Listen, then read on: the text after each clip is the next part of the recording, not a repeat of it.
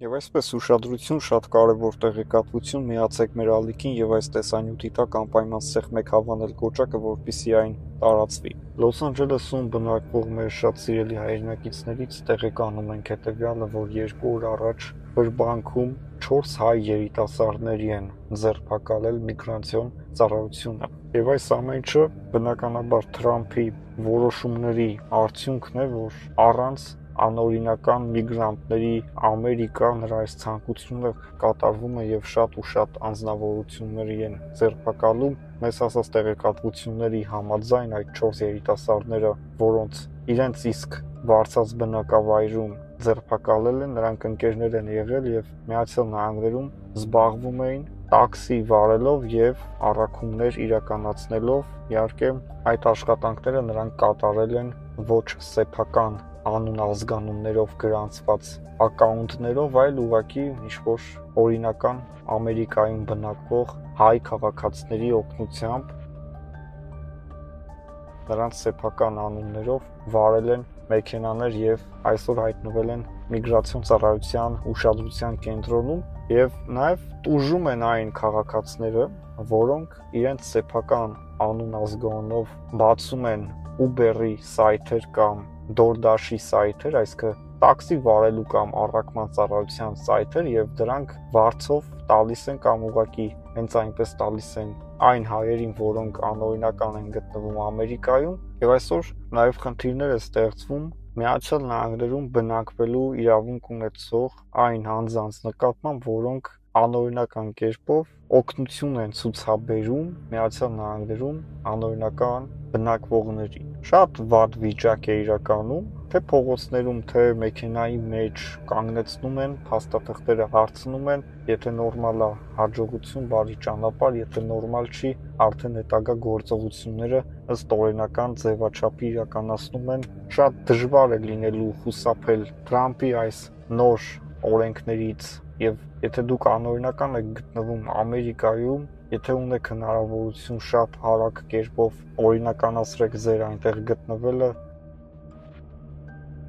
դատական process-ներ սկսեք, այսինքն խնդրեք փախստականի կարգավիճակ, դիմեք ձեր լոյերներին, հակառակ պարագայում շատ հնարավոր է, որ արտաքսվեք եւ տասնյակ հազարավոր հայեր շատ հնարավոր է արտաքսվեն Հայաստանի Հանրապետություն եւ մեր պետությունը Հայաստանը ի վիճակի չի լինելու տասնյակ հազարավոր հայերի ընդունել այն դեպքում, երբ որ օրինակ մարդիկ իրենց տները վաճառել են եւ Մեքսիկայով մեկնել են Ամերիկա ու հետո Թրամփը նրանց արտաքսի Հայաստանը ոնց այդ մարդկանց պահելու։ Մեկը լինի Հայաստանին պահի 120,000 հոգի Լեռնային Ղարաբաղի քաղաքացիներ այսօր գտնվում են Հայաստանի Հանրապետությունում եւ Հայաստանը պարտավորված է այս մարդկանց ապահովել, այլ ոչ թե այն մարդկանց, ովքեր որ արտաքսվում են Միացյալ Նահանգներից։ Իհարկե նրանք էլ մեր քաղաքացիներ են, բայց իրավիճակները տարբեր են։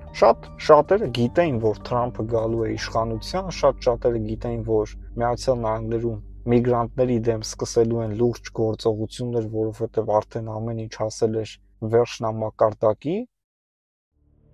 Եվ այդ ամեն ինչ իմանալով 2024 թվականի սկզբից սկսած, երբ որ արդեն տեսանելի էր Թրամփի իշխանության գալը, իր սոցիալական ցանցերի էջերում նկատվում էր ակտիվությունը մարդկանց կողմից, թե ինչպիսի վերաբերմունք են ցուցաբերում Թրամփի հայտարարություններից, բոլորին էլ պարզ էր, որ այս մարդը գալու է իշխանության։ Եվ այդ ամեն ինչը հաշվի չառնելով, շատ հայեր եւ ոչ միայն հայեր, ռուսներ, ուկրաինացիներ, տարբեր ազգեր իրանց տները ծախեցին հայրենիքում եւ գնացին Մեքսիկայի ճանապարհով դեպի Ամերիկա։ Ու այսօր իրանք կրում են դրա հետևանքները եւ իհարկե պետքա ձերբակալվեն բոլոր այն անձինք, որոնք կազմակերպել են անօրինական միգրացիա։ Այն մարդիկ, ովքեր որ $20,000, $30,000 գումար են վերցրել, որպեսզի ապահովեն Հայաստանից Մեքսիկա, Մեքսիկայից Ամերիկա սահմանների հատումը, նրանք պետքա ձերբակալվեն։ Թե Հայաստանում գործող իրանց ցանցերը եւ թե Մեքսիկայում, թե Ամերիկայում պետքա բացահայտվեն։ Իհարկե չկա այսօր այլևս Մեքսիկայով Ամերիկա գնալու այդ process-ը, 99%-ով դա մարել է, բայց հեսա որ տասնյակ հազարավոր մարդկանց կուղարկեն Հայաստան, այս մարդիկ գալու են անտուն անօթևան նստեն Հայաստանում ու չգիտես ոնց են ապրելու։ Դրա համար թե պետության շահերից է բխում, որ այս մարդիկ չարտաքսվեն, որովհետև չգան պետության կոպիտ ասած վզին նստեն եւ այդ մարդկանց շարին, որ իրաց կյանքը չխորտակվի։ Ինչի համար հասել են Ամերիկա, գոնե հասնեն դրան, նոր հետո կուզեն կգան Հայաստան, չեն ուզի թող չգան Աստված բոլորի հետ։ Եվ այսպես ուշադրություն, Թրամփի ուշադրությունը սևեռվում է Հայաստանի վրա։ Թրամփի ձեռքերը հասնում են արդեն Հայաստան։ Ռուսաստանի այդ խնդիրը կարգավորելուն պես Հարավային Կովկասում ստեղծված խնդիրը եւս պետքա կարգավորվի, խոսքը բնականաբար հայ-ադրբեջանական խնդրին է վերաբերվում եւ միգուցե Թրամփի այս վարչակազմի գործողությունների արդյունքն է նա, որ Հայաստանի եւ Ադրբեջանի միջև խաղաղության պայմանագրին վերաբերվող տեքստի կետերի մնացած երկուսը համաձայնության են բերվել Հայաստանի Հանրապետության եւ Ադրբեջանի ղեկավարությունների կողմից։ Եվ իհարկե սա նաև տեղի ունեցավ այն բանից հետո, երբ որ Ալիևը գնաց Թուրքիա եւ հանդիպեց Էրդողանի հետ։ Եվ բնականաբար քննարկվել է Հայաստանի եւ Ադրբեջանի միջև ընթացող բանակցությունների Թուրքիային հետաքրքրող մանրամասները, եւ Թուրքիան էլ իր հերթին Ադրբեջանին խորհուրդներ է տվել։ Հիմա չգիտենք այդ խորհուրդները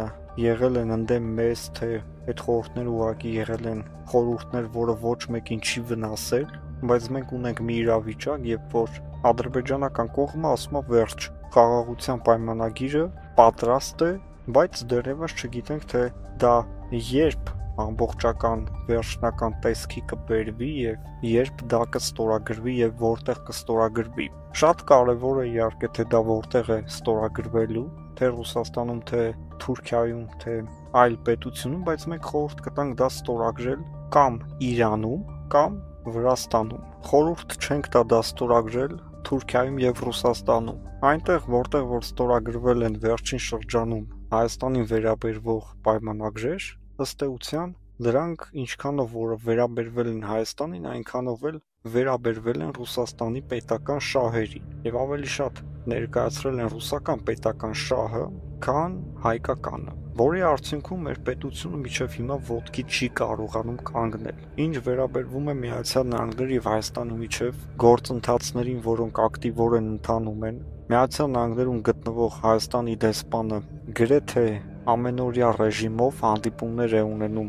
ամերիկյան բարձրաստիճան ղեկավարության ներկայացուցիչների հետ եւ դրանով ամրապնդվում է Ամերիկայի եւ Հայաստանի միջև կապերը, կոպիտ ասած մենք անընդհատ հիշեցնում ենք մեր գոյության մասին, որովհետեւ նման մեծ պետություններում մեր պես պետություններին, որ մենք աչքի ընկնող պետություն չենք, լուրջ հնարավորությունների տեր պետություն չենք գլոբալ առումով, դրա համար մի քիչ մեզ մատների արանքով են նայում եւ մենք պետք է միշտ փորձենք ինքներս մեզ ներկայացնել, դառնալ կարևոր